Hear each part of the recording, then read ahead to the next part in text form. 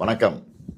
தமிழ்நாட்டின் வாசல் வர வந்துட்ட பேராபத்தை பற்றி நேற்று நான் வீடியோவில் சொல்லியிருந்தேன். டீலிமிட்டேஷனுங்கிற பேரில் தனது லிமிட்டை தாண்டி பாஜக அரசு தமிழ்நாடு உள்ளிட்ட தென் மாநிலங்களை வஞ்சிக்குது. வட மாநிலங்களுக்கு அரசியல் வலிமையை மேலும் வாரி வழங்குற மாதிரியோ, தென் மாநிலங்கள் அரசியல் வலிமையை இழப்பது மாதிரியோ நடந்தா தமிழ்நாடு பார்த்துக்கிட்டு சும்மா இருக்காது. ஒவ்வொரு குடும்பமும் தெருவுக்கு வந்து போராடும்னு சொல்லியிருந்தேன். யார் நல்லது சொன்னாலும் கேட்காத ஒன்றிய பாஜக அரசு இதையும் கேட்கல. சட்ட திருத்தம் கொண்டு வந்து நாடாளுமன்றத்தில் தமிழ்நாட்டின் குரலை ஒடுக்க பார்க்குறாங்க. நாளைக்கு கொண்டு வரப்போகிற சட்ட திருத்தத்தால் வட மாநிலத்துக்கும் தென் மாநிலங்களுக்குமான உறுப்பினர்கள் எண்ணிக்கை வேறுபடும்.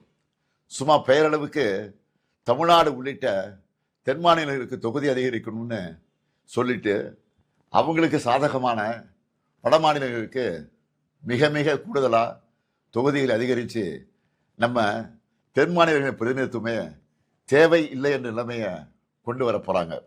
இதைத்தான் எங்களுக்கு கிடைக்கப்படும் மாபெரும் அநீதி என சொல்கிறோம்.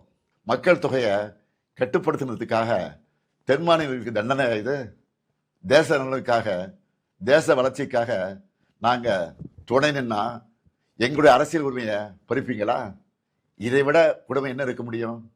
பிரதமர் மோடி அவர்களே, தமிழர்களையும் தென் மாநில மக்களையும் இரண்டாந்தர குடிமக்களாக பார்க்குறீங்க.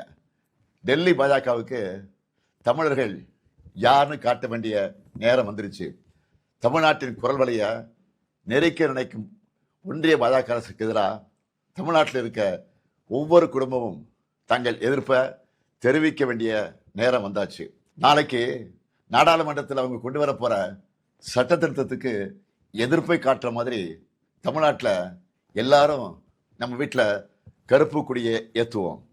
கருப்பு சட்டத்தை எதிர்த்து நம்ம எதிர்ப்பின் அடையாளமாக கருப்பு கொடியை ஏற்றுவோம். இந்தியாவை இருண்ட காலத்திற்கு அழைச்சிட்டு போகிற எதேச்சதிகார பாஜக அரசுக்கு எதிராக கருப்பு கொடி ஏற்றுவோம். இது தமிழ்நாட்டுக்கும் டெல்லிக்குமான தேர்தல் என நான் சொன்னதை பாஜக தொடர்ந்து நிரூபிக்குது. நான் சொன்னதோட உண்மையான அர்த்தத்தை பாஜகவே உணர்த்திடுச்சு. அவங்களுக்கு தமிழ்நாடு முன்னேறக்கூடாது, தமிழ்நாட்டை சார்ந்தவங்க குரல் கூட நாடாளுமன்றத்தில் ஒழிக்கக்கூடாது. அதுக்கான சதி திட்டத்தை சட்டமாகவே கொண்டு வராங்க. சதியை எப்படி சட்டமாக ஏற்க முடியும்? கருப்பு சட்டத்துக்கு எதிராக கருப்பு கொடி ஏற்றுவோம். ஒவ்வொரு வீட்டிலும் பொது இடங்களையும் ஏற்றுவோம். மீண்டும் எச்சரிக்கை செய்கிறேன், மக்கள் தொகை அடிப்படையில் தொகுதிகளை முடிவு செய்யக்கூடாது.